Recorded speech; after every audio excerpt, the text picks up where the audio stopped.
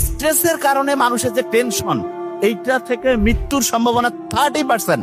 কিন্তু দুইটা মাত্র কাজ আছে, যেই দুইটা কাজ কেউ যদি রেগুলার করে তাহলে তার মৃত্যুর ঝুঁকি 30% থেকে কমতে কমতে কমতে কমতে 0% হয়ে যায়। আপনি যখন আপনার সন্তানকে যে কোনো জিনিস বলবেন, তাকে এক্সাম্পল দিয়ে বলবেন। আল্লাহ যে কোরআন নাজিল করছে, এক্সাম্পল দিয়েছে, এবং কোরআনের সবচেয়ে শ্রেষ্ঠ এক্সাম্পল হচ্ছে মোহাম্মদ সাল্লাল্লাহু আলাইহি ওয়াসাল্লাম। মোহাম্মদ সাল্লাল্লাহু আলাইহি ওয়াসাল্লামের জীবনটা কিন্তু হচ্ছে কোরআনের এক্সাম্পল।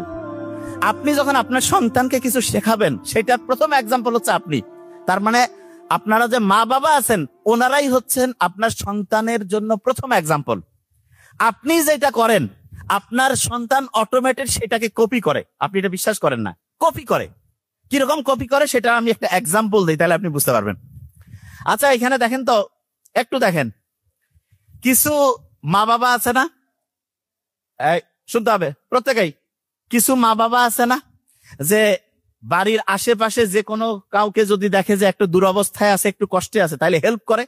আচ্ছা, আশেপাশে কেউ বিপদে আছে, এইরকম কাউকে দেখলে হেল্প করে, এইরকম অভিভাবক কে কে আছে? হাত উঁচু করেন তো। আচ্ছা, আপনারা হাত উঁচু যারা করলেন না, তারা কি আশেপাশে কাউকে হেল্প করেন না? যারা হাত উঁচু করেন নাই তারা দুইটা গ্রুপ। একটা হচ্ছে ঠিকভাবে আমার কথাটা বুঝতে পারেন নাই, মন দিয়ে একটু শুনতে হবে কি বলছি, নাহলে আমরা কথার মধ্যে ঢুকতে পারবো না। আমি আবার জিজ্ঞেস করছি, এবার কিন্তু যে আমি জিজ্ঞেস করবো কিন্তু, এবং আমি ধরবো যে আপনি আসলে উত্তরটা দিলেন না কেন।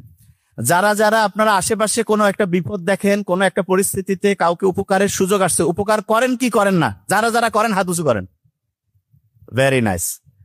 একটু ধরেন না, হাতটা ধরেন, একটা ব্যাপার আছে। ও সো নাইস। আচ্ছা, এবার নামান।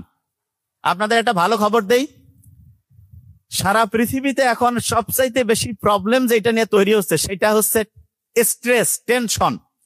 স্ট্রেস, টেনশন, এইটার কারণে মৃত্যুর ঝুঁকিটা 30% পর্যন্ত বাড়ে। কত পার্সেন্ট?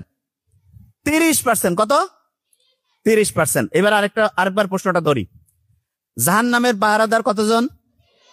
Very fine. কোরআনে সূরা কয়টা?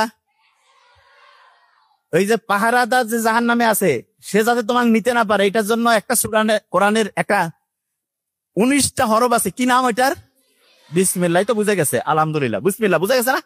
আচ্ছা, তাহলে তুমি বলো তো, যে কোনো কাজ করার সময় যদি তুমি বিসমিল্লাহ বলে বলো, আর যখনই জাহান্নামের পাহারাদার তোমাকে ঢুকাইতে যাবে, তুমি যা কইতে পারবে না যে আমি তো সবসময় 19 কইতাম, তুমিও 19, কেন আমাকে ঢুকাবা? এটা বলা যাবে কিনা?